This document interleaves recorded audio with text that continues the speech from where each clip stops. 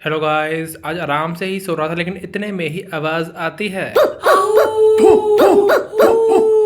पहले तो लगा पता नहीं कौन सी वर्ल्ड वॉर चालू हो गई, लेकिन फिर समझ आया ये तो मोहल्ले की निठल्ली डॉगेश गैंग है। मैंने हाथ पैर सीधे किए ही थे उठकर कि इतने में ही भैया का फोन आता कि और पंटर कहाँ है। मैंने कहा रुको तो सही, अभी आता हूँ। उसके बाद हम दोनों निकल पड़े थे एक बहुत ही बड़े मिशन पर। जी हाँ, एक बहुत ही बड़े मिशन पे हमें जाना था सिलेंडर लेने। गाड़ी में बैठते ही मैंने तो चालू कर दी थी वीडियो बनाने। फिर मैंने भैया से कह दी, मैंने कहा आप ही रिक्वेस्ट कर दो जरा व्यूवर्स से कि मेरे ब्लॉग्स देख लिया करें। तो भैया कहते हैं हाँ, इस बेचारे गरीब के भी ब्लॉग्स देख लिया करो, क्या पता इसकी झोली में 2-4 रुपए ही आ जाएं। भाई हम हंसी मजाक करते करते पहुंच तो गए वहां, लेकिन लाइन अंदर से लेके मेन रोड तक बाहर आ रही थी। समझ ही नहीं आ रहा था कि अंदर सिलेंडर मिल रहे हैं, कोहिनूर के टुकड़े बांटे जा रहे हैं पब्लिक में। एट लास्ट हमको सिलेंडर मिल ही गया था। उसके बाद मैं वापस अपने घर आ गया था और फिर मैंने मम्मी को बताया, मम्मी आपको पता है हमने कितना ज्यादा स्ट्रगल किया है। तो मम्मी ने कहा हाँ हाँ, और देखो फोन फोन देखने वालों को जिंदगी में स्ट्रगल ही करना पड़ता है। लाइक व्हाट, फोन कहां से आ गया इसमें बीच में? क्योंकि इंडियन मम्मी पापाओं के हिसाब से फोन ही सारे फसाद की जड़ है। इतने में ही मम्मी एक सैंडविच ले आई। मैंने कहा अरे मम्मी मैं तो खाता ही नहीं ये सब।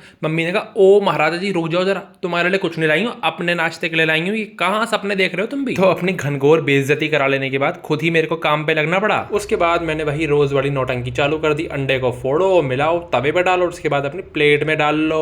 उसके बाद गलती पे गलती ही हो जा रही थी। ऑमलेट ऑमलेट जैसा लग ही नहीं रहा था। ऐसा लग रहा था कि ऑमलेट का वो वाला रिश्तेदार है जो इससे जल जलकर अब खुद ही काला पड़ चुका है। लेकिन अब करता भी तो क्या करता, खाना तो था ही, भूख तो लगी रही थी, प्रोटीन तो लेना ही था। और वैसे भी मेरा पेट थोड़ी है कूड़ेदान है, मैं तो उसमें कुछ भी डाल लेता हूँ। मजा आके भाई, मेरा पेट क्यों होगा कूड़ेदान? मेरी ओर से तो मेरे दुश्मन गिर जाए कूड़ेदान में। तो भाई खाना वाना खाकर मेरे को बनानी थी एक ट्रांजिशन वीडियो, तो मैं लग गया था अपनी दिहाड़ी पे। फिर मैं आपको दिखाना चाहूंगा कि किस तरीके से हम गरीब और छोटे क्रिएटर्स जुगाड़बाजी करते हैं। पहले नीचे टेबल है, उसके ऊपर मुड्ढी है, फिर लकड़ी का फट्टा है, उसके ऊपर रखा है ट्राइपॉड।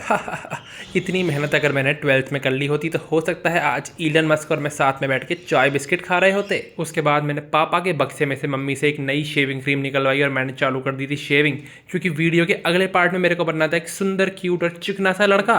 फिर मैंने मम्मी से कहा, मम्मी अब इतना खर्चा हो ही गया है तो लगे हाथ पापा का ट्रिमर भी पकड़ा दो। मम्मी कहती है अरे बाप रे, इस लड़के का तो श्रृंगार ही नहीं खत्म हो रहा, इतनी देर में तो दुल्हन तैयार होकर मंडप में खड़ी मिलती। लेकिन यह तो दाढ़ी के स्टाइल नहीं बन पा रहे इन पे।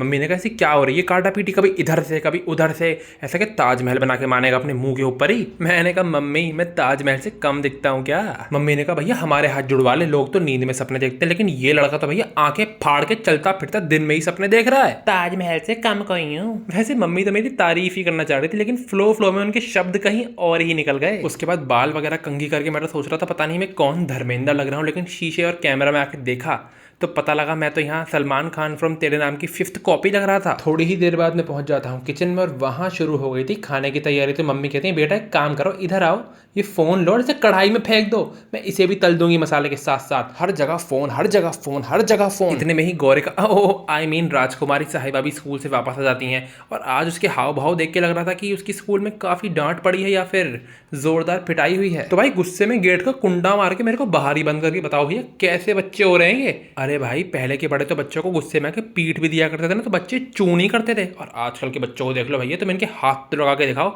ये उल्टा तुम पे ही गुस्सा कर देंगे, तुम्हें ही 10 तरीके की उल्टी पट्टी पढ़ा देंगे। उसके बाद आप सभी को राजकुमारी साहिबा का ठाठ का जीवन दिखाना चाहता हूँ। दाल चावल दही सलाद खीरे, ऊपर से अखरोट बादाम, भैया सब कुछ दिया जा रहा है, तब भी इन मैडम की नाक पे गुस्सा सवार रहता है। और इन कॉन्ट्रास्ट दूसरी तरफ मेरा जीवन देखिए, एक कटोरी खाने में ही मेरे को काम चलाना पड़ता है। जी हाँ, एक कटोरी में ही, कोई मुझे इससे ज्यादा खाना देता ही नहीं है, क्योंकि घर वालों को डर है कहीं मैं घर का सारा राशन निपटा ना दूं। मजाक है भाई, आजकल मैं खुद ही खाना खमकाता हूँ, वरना किसी में इतनी हिम्मत है कि मुझे रोक सके? जी हाँ, है मेरे माता पिता के पास, क्योंकि अगर उन्होंने ये वीडियो देख ली ना तो कहीं ऐसा ना हो कल से मेरे वीडियो डालने पे ही रोक लग जाए। उसके बाद मेरे को काफी नींद आ रही थी, क्योंकि सुबह मेरी कुत्तों ने अच्छी खासी नींद खराब कर दी थी, लेकिन उसके बावजूद मेरे को इस छोटी सी नटखट बच्ची को ट्यूशन छोड़ने जाना पड़ा। फिर 1 घंटे बाद ये ट्यूशन से वापस आती है और मेरे से कहती है excuse me please Venkat the room right now.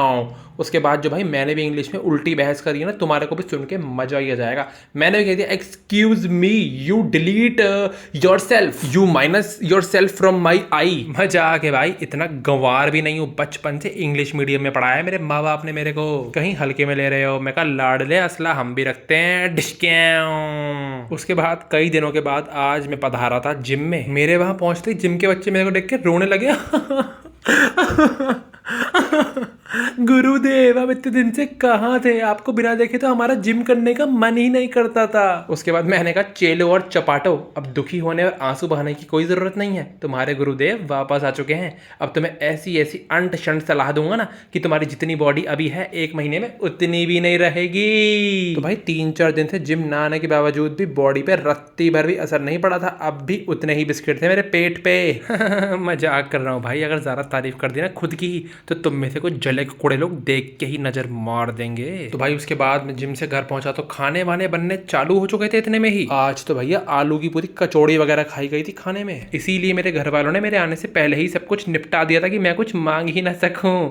मजाक कर रहा हूँ भाई। उसके बाद मैंने भी थोड़ा सा खाना ले लिया और आपने इससे ज्यादा बैलेंस्ड मील देखा नहीं होगा। दूध है, खीर है, खरबूजा है, चावल है, दाल है। बताओ भाई किस चीज की कमी है इसमें। उसके बाद मेरी नजर पड़ती है तो गौरे का पढ़ाई कर रही थी। मैंने कहा बेटा तुम पे स्केल वेल नहीं है, अच्छी बात है बेटा तुम हमारे जमाने से बच गई। हमारे किसी टीचर ने देख लिया होता ना एक कॉपी का पेज तो इसे फाड़ के कूड़ेदान में फेंक दिया होता। हाँ भाई, मेरे को तो हर बार ऐसा कोई ना कोई खड़ूस टीचर मिलता ही था। मैंने तो बहुत फटवाए अपनी कॉपियों के पेज। इतने में ही मम्मी आ जाती है रूम में और गौरिका से पूछती है, गौरिका बच्चा बताना चाहोगे आज स्कूल में क्या हुआ था? तो कहती है नो, मेरे को कुछ नहीं बताना, इट्स माय चॉइस। तो मम्मी कहती है हाँ मेरी भी चॉइस हो रही है, कल को मैं तुम्हारे स्कूल जाके तुम्हारा नाम ही कटवा दूं। तो ये मैडम कहती है हाँ मम्मी मैं भी बहुत दिन से यही सोच रही थी, बस आपने तो मेरी मुंह की बात ही छीन ली। तो फिर आप कल कटवाना चाहते हो नाम या परसों? बताओ भाई साहब, ये आजकल के बच्चे ऐसी कौन सी जड़ी बूटी खा रहे हैं जो सारा दिन इनकी जबान चलती ही रहती है। मैंने कहा मम्मी लातों के भूत हैं, ये बातों से नहीं मानने वाले। अभी मारो एक बेलन, सब कुछ उगल देगी क्या क्या हुआ था आज स्कूल में। लेकिन क्या करें, घर की राजकुमारी जो ठहरी को डांटता ही नहीं है इनको तो। उसके बाद भाई इतनी गर्मी थी आज, मैंने तो एसी के आगे खड़े होकर ब्रश किया आज। एक बार को तो भूल ही गया था कि सामने सिंक नहीं है, मैं तो गलती से एसी में ही थूकने वाला था। फिर यार पीछे पापा बैठे हैं बेटा। इन्हीं सब हरकतों के बाद मैं अपनी घर वालों की आंखों में काफी खटक रहा था। उनको लग रहा था काफी वेला और फालतू घूम रहा था। भाई चांदनी रात में कपड़े सुखाने पड़े हैं मेरे को। ये करते करते मेरी तो सारी एनर्जी समाप्त हो चुकी थी और अब सो के मेरे को और एनर्जी लेनी भी तो थी। कल भी तो पकाना है आप लोगों को आके, तो तब तक के लिए टाटा एंड बाय बाय।